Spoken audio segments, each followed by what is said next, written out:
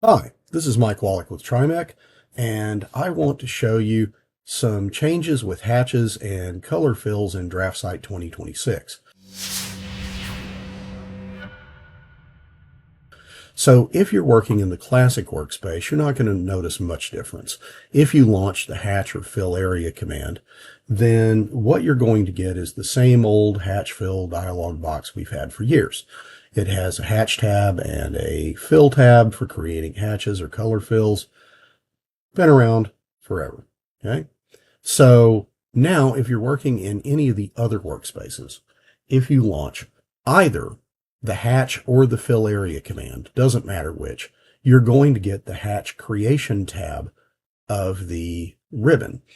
And from here you can create or modify hatches or fills. So I'm going to create one, and I'm going to create a brick facade here.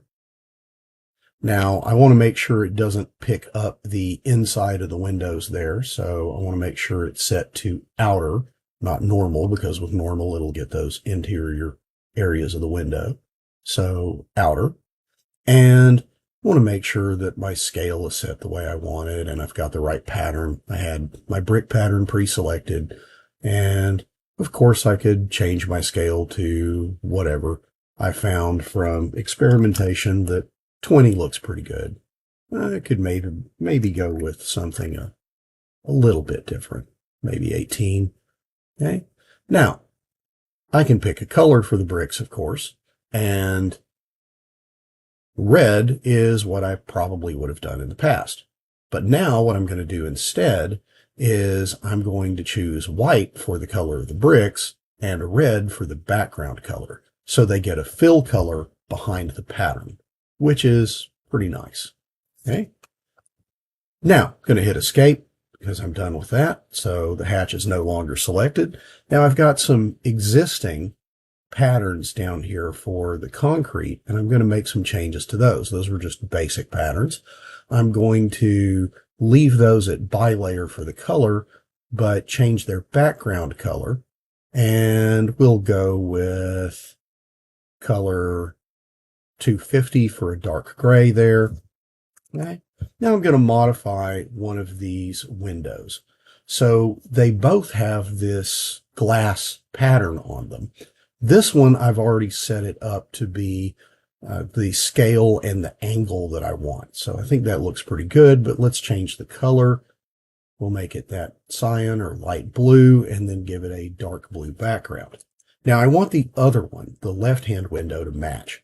So I'm going to select it, and instead of making those changes, I'm going to use this match properties button and select the one that I want it to match. And its properties are automatically matched. So now let's fill in a column. So again, I'm just going to launch the hatch command. Doesn't matter if I start with hatch or fill area. And I'm going to go, and instead of selecting a hatch, I'm going to pick the fill style that I want to use. We'll go with this cylinder style, and I'm going to pick the areas of the column. Now, for the color on this one, we have another new option, which is color books. So color books give us many different collections of colors to choose from.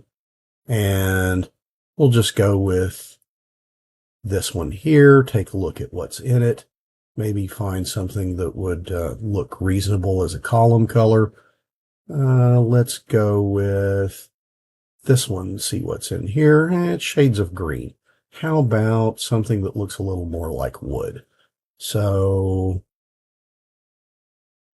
something that has kind of some brownish coloration. Let's see what this one has. Okay, how about that one, like kind of a dark brown? Okay, and choose that. And now we can go and make some other modifications. We could increase the transparency of it. We can also change how